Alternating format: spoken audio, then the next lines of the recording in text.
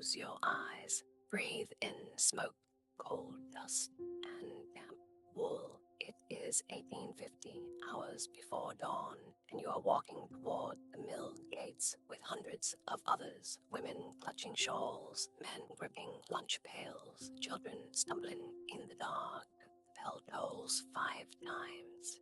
Inside, the machines are already awake, and they are hungry. Welcome to Piece of the Past. Here, history is not loud, it is a whisper. Candles glow, apartments crinkle, a tale of the past whispered softly to you. This is your sanctuary of soft storytelling, where we wander the quiet corridors of forgotten places. Breathe in the stillness of the centuries and find calm in the echoes of the past. So get cozy, come closer, and let the past whisper. The year is 1850. The world is stirring long before the sun lifts its head above the fog. Factories stand like iron cathedrals against the morning haze, their tall chimneys already breathing smoke into a pale, indifferent sky. Within, the heart of industry begins to thrum. Steel teeth bite into cotton, wheels turn, belts slap in rhythm. It is the dawn of a new age, one built not upon the strength of kings or knights, but on the tireless motion of machines.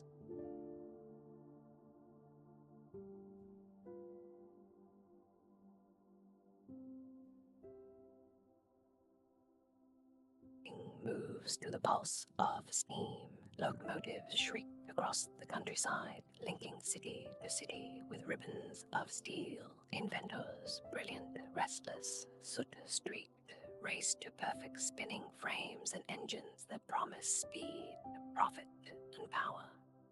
Among them, a young engineer polishes brass fittings by candlelight, unaware that his design will soon fill thousands of workshops. The world is hungry for progress, and progress demands fuel, coal, sweat, and the hours of countless lives. In the streets below, workers hurry through drizzle toward the mill gates. Bell tolls 5 times. It is both summons and sentence.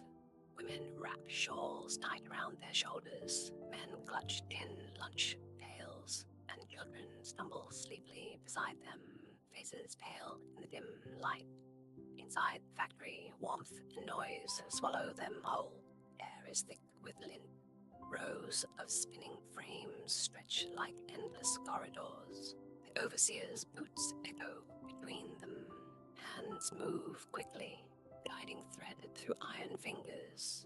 The machines never pause. They whir, they shudder, they breathe. A little girl, no older than 10, wipes her nose on her sleeve, her tiny hands red and raw. She pushes stray cotton back in place beneath the whirling gears. A moment's hesitation could mean disaster. Accidents are quiet here. The noise swallows the cries. The owners above. Upstairs, in a glass-walled office overlooking the floor, the mill owner watches his empire of movement. He adjusts his waistcoat, proud of what he calls modern efficiency. Profits will buy another townhouse in the city, perhaps a seaside retreat.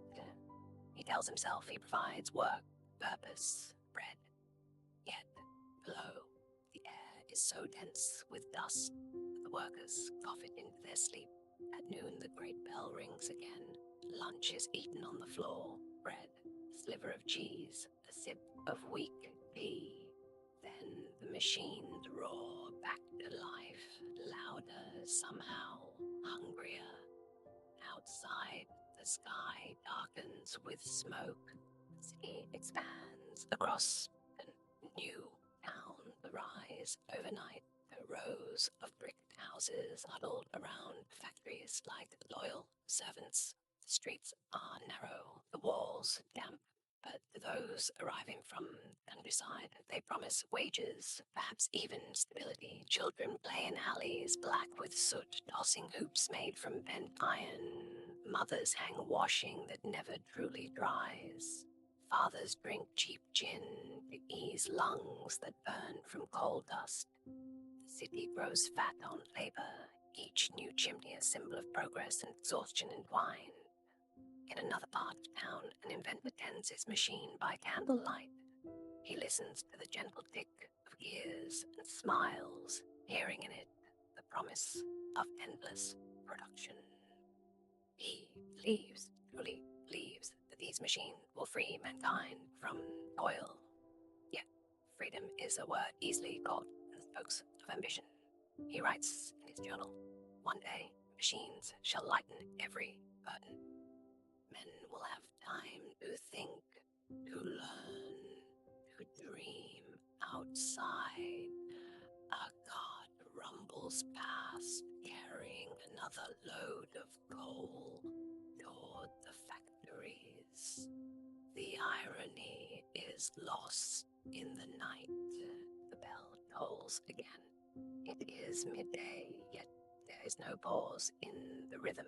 The factory breathes on, a living, groaning beast fed by human hands. The air shimmers with heat, the dust motes drift like ash in the light that seeps through grimy wind. Workers wipe sweat from their faces, then return to their stations without a word. A boy of 12 oils the joints of a spinning frame. His shirt clings to his back. His fingers are dark with grease. Every turn of the wrench feels too big for his hands, yet he moves quickly, precisely. He has done this since he could walk. Near him, a woman hums softly, a tune half lullaby, half prayer. Her song competes with the roar of machines, but it steadies her heartbeat. Her mother once sang the same words in a quiet cottage before the mill replaced the fields. Outside, the light begins to fade beneath clouds of coal smoke. Shadows stretch across the rows of looms, and gas lamps flicker to life along the ceiling. The overseer walks the aisles, his boots tapping in measured authority. He glances at his pocket watch, nods, and the pace increases. Each worker knows the rhythm by heart, the steady pulse of survival. To slow down is to risk dismissal. To fall behind is to invite hunger. Machines no longer seem like tools. They are masters now. They dictate when one eats, when one breathes, when one dreams. Even silence belongs to them, stolen in the brief moment after the bell rings and before the next begins. Beyond the mill walls, the city pulses with the same relentless energy. Carts creak under loads of coal and cotton. Shop windows glow faintly behind soot-streaked glass. A lamplighter climbs his ladder, touching flame to wick, one pool of light at a time. Children chase one another through narrow alleys, their laughter echoing off damp bricks. They wear rags, but their eyes still gleam with a spark untouched by exhaustion. A newspaper boy calls out the day's headlines: strikes, accidents, a new railway opening. His voice swallowed by the rumble of carriages. Evening approaches, but the factories do not sleep. Their smoke paints the sky in shades of iron and ash. Back inside, the noise becomes a kind of heartbeat. Machines thud and hiss, relentless. Man collapses briefly at his post. Two co-workers lift him upright, splash water on his face, and return to work. The overseer pretends not to see. At the far end of the hall, the great engine breathes fire. Steam billows through vents, glowing orange in the gaslight. The mechanic tightens bolts with blackened hands, whispering under his breath as if calming a restless animal. He loves the power of it, the way iron obeys his command, even as it steals the years from his body. He cannot imagine life without the sound. To him, silence would mean death, the end of progress, of purpose. Morning breaks again. Almost unnoticed, the chimneys resume their breath, sending ribbons of smoke into a pale sky that never quite clears. For the workers of the industrial towns, there's little difference between one sunrise and the next. Only the rhythm of bells, ache in the limbs, the endless pulse of machinery calling them back. As the empire grows rich, the divide between those who labor and those who profit widens like a river cut through stone. In the grand houses of London, breakfast tables gleam with silver. Servants glide silently through halls, setting plates of toast and steaming tea before their masters. Conversation drifts toward politics, trade, cost of coal. Meanwhile, in the cramped quarters of the mill towns, a woman ties her shawl, kisses her sleeping child, and steps out into the drizzle. Her breakfast is a crust of bread and the last sip of cold tea. She will walk 2 miles to the factory, her boots thin, her body already weary before the day begins. Poor labor endlessly, the rich labor in comfort. The middle class works to hold the line between the two. Work defines identity, not through passion or pride, but through necessity. To stop working is to disappear. Inside the homes of the privileged, another form of industry hums quietly. Servants rise before their employers, lighting fires, polishing brass, brushing boots until they gleam. In great townhouses, dozens live below stairs, invisible to the very people they serve. A bell rings from the drawing room. A maid hurries, head bowed. Each servant knows their role by heart. Ending the range from dawn, the scullery maid, scrubbing until her hands blister. Butler, who moves with quiet precision, as steady as a clock. There are moments of affection, small kindnesses between staff. Always beneath the surface lies hierarchy, the same rigid order that governs the factories.